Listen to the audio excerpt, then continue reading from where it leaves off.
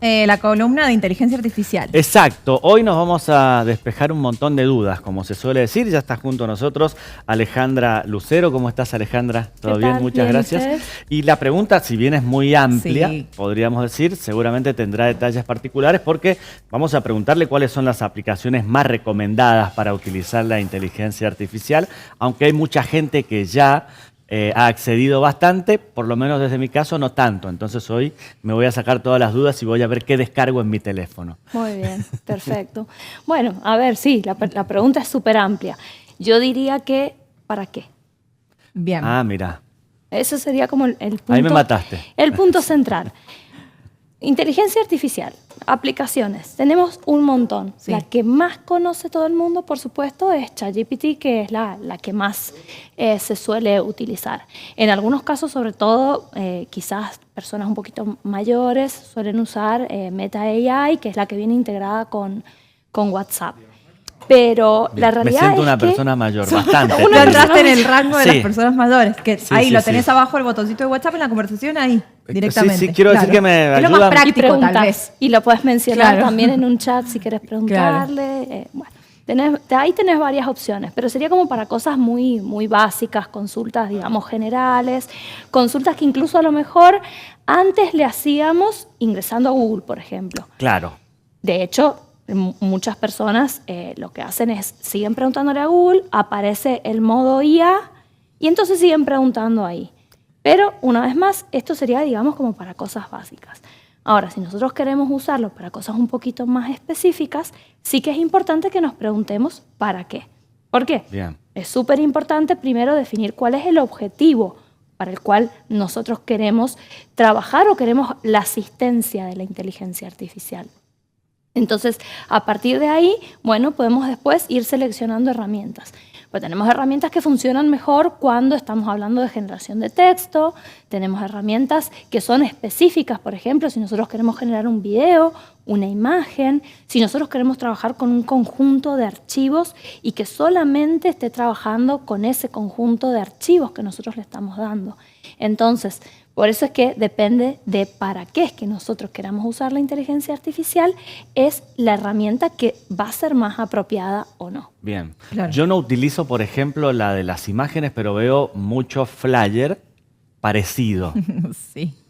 Bueno, o repetido. Que ¿no? los diseñadores gráficos dicen, por favor, no usen más los flyers hechos con IA. Claro. Son todos iguales. Vendo pollos, igual al de, no sé. De una charla de... Una charla. Sí, sí, sí.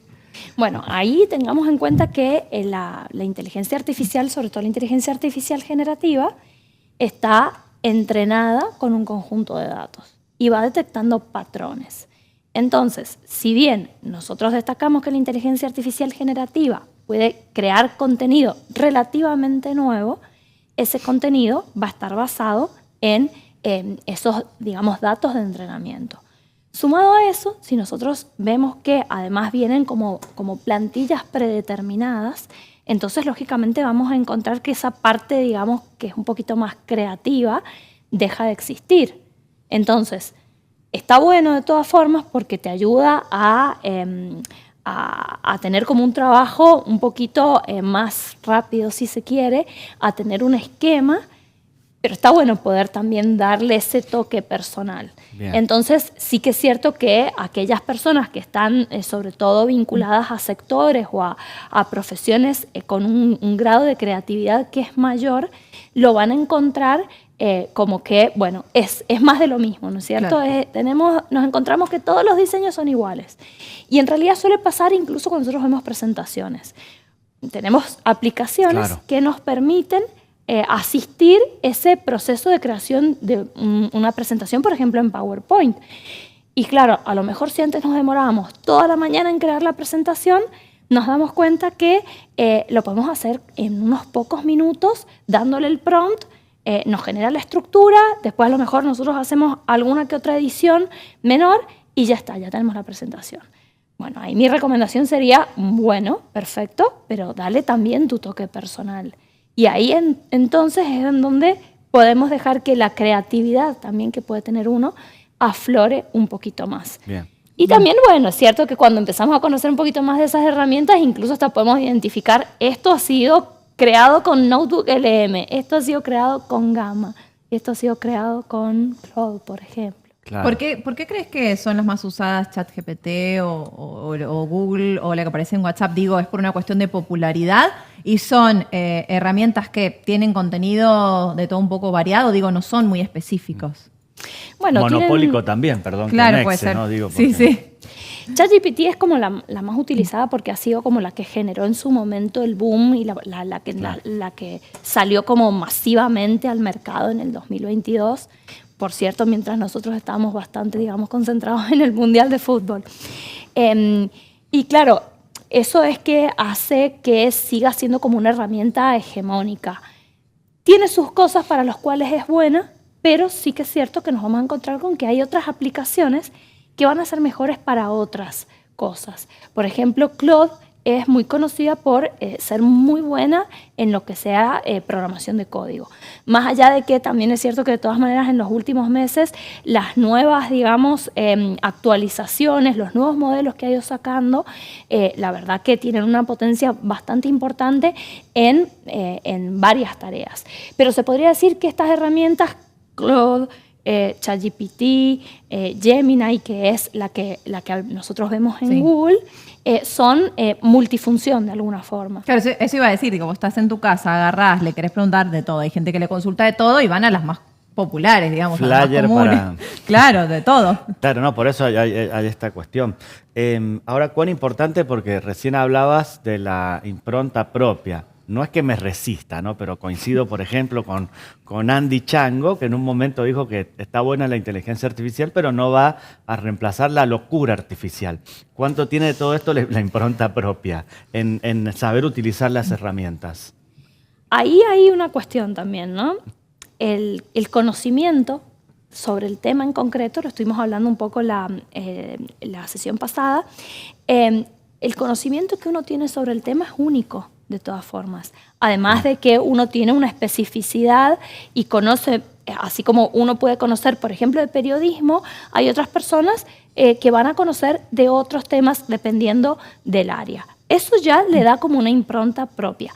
Además que de por sí cada persona tiene su estilo, ¿sí? Sí. Entonces, el combinar el uso de esas herramientas con la singularidad de lo que uno le aporta, eso es lo que también va a ser, digamos, la diferencia en cómo lo uses, para qué y también con qué fin último.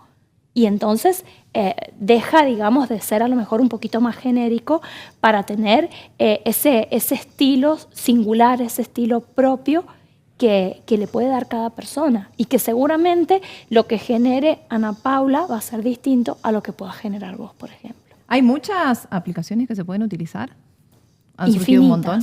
Infinitas. La realidad es que son muchísimas. Y depende una vez más del rubro en concreto, si yo quiero crear videos, si yo quiero crear audio, si yo quiero crear presentaciones, si yo quiero trabajar con la información que tengo. Es todo un mundo. La cosa, bueno, va a ser como, bueno, cuál o cuáles, mejor dicho, se adapten más al flujo de trabajo que pueda llegar a tener cada uno. Claro. Vemos últimamente, digo, muchos políticos y políticas utilizan videos con creación con inteligencia artificial y algunos decís, wow, qué real. ¿Qué es esto? Digo, debe ser una aplicación muy específica. Que vos decís, ay, ¿es real o no es real lo que estoy viendo? Y empezás a dudar. Sí, bueno, eso pasa y cada vez va a ser más frecuente porque también es cierto que al principio los modelos, digamos, sobre todo de generación de texto, tenían, digamos, un grado un poco más avanzado. Y todo lo que tenía que ver con generación de imágenes, generación de videos, estaba como un poquito atrás. Y ahora, en el último tiempo, en los últimos meses, el grado de desarrollo ha sido tal que realmente nos genera esa duda de, bueno, ¿esto es real o es inteligencia artificial? Y ahí yo te diría que, una vez más allá de que uno puede formarse para poder identificar qué es lo que es inteligencia artificial y qué es lo que es real, es muy importante también que podamos tener políticas claras de su uso. Bien. Y una vez más, la importancia de declarar ese uso, sobre todo para poder abogar por que sea un uso, por supuesto, como decimos, para hacer el bien y no para para generar daño. En términos, perdón. Sí, no, quería preguntar sobre algo que tiene que ver con los lugares en donde se generan las inteligencias artificiales con respecto a otro lugar. Digo, el modo de pensar, la idiosincrasia argentina, quizás no es igual a una inteligencia artificial de otro lugar. ¿Eso se nota o no? Sí, sí. Lo pregunto como no tan usuario de las aplicaciones por ahora. Sí, bueno, eso lo podemos, digamos, como revisar desde distintas aristas. En general, sabemos que este tipo de desarrollos, sobre todo en los países del norte global, están bastante más avanzados que en los del sur, lo cual ya genera, digamos, ciertas desigualdades. Si a eso además le sumamos esa impronta, digamos, particular, sí que es cierto que nos vamos a encontrar con distintas posibilidades también como de respuesta. Y en muchos casos una de las preocupaciones centrales también pasa por qué tan adaptado al contexto pueda llegar a ser el contenido que está generando claro. Y cuánto me puede llegar a servir. Ahí, una vez más, el criterio humano va a ser fundamental. Pero sí que es cierto que se aboga porque genere mayor diversidad. Que eso en realidad, por supuesto, va a estar también de cuáles son los datos con los cuales ha sido entrenado. Entonces, si estas digamos, empresas desarrolladoras trabajan con conjuntos de datos más hegemónicos, lógicamente el producto que te van a generar va a tener ese sesgo hegemónico. Claro. Y entonces, quizás a lo mejor los conocimientos que han sido generados en otros marcos también van a quedar un poquito más rezagados. Por eso también se aboga por esa diversidad de conocimientos. Bien. Por último, por lo menos de mi parte, algunas recomendaciones al momento de tener en cuenta, y digo, si hablando de esto de la gente que está en su casa, de un uso más genérico que le da, ¿cuál se recomienda al final? ¿Cuál es la aplicación que más funciona o que tiene esto de más cargado de datos o que va más con lo que pasa en Argentina, por ejemplo? Bueno, eso es como, me parece un poco más personal, si se quiere, porque tiene, digamos, un poco de con qué me siento más cómoda, con qué creo que responde mejor. A mí en lo personal me gusta mucho cómo está funcionando Claude, porque además me parece que tiene una política también ética bastante distinta a la que tiene, por ejemplo, ChatGPT o OpenAI, que sería la empresa desarrolladora de ChatGPT. Pero de todas maneras sí que es cierto que, bueno, depende también una vez más de para qué es que la vayas a utilizar. Bien. Perfecto. Ya después sí es importante en todo caso que también tengamos en cuenta cuáles son las políticas de privacidad que tiene cada una. Y en algunos casos hasta dónde nosotros podemos llegar a permitirle que use los datos que nosotros le entregamos para entrenar a sus modelos o no. En algunos casos lo podemos desactivar a eso, que de alguna manera nos da un poquito más de privacidad, y en otros casos no lo permite.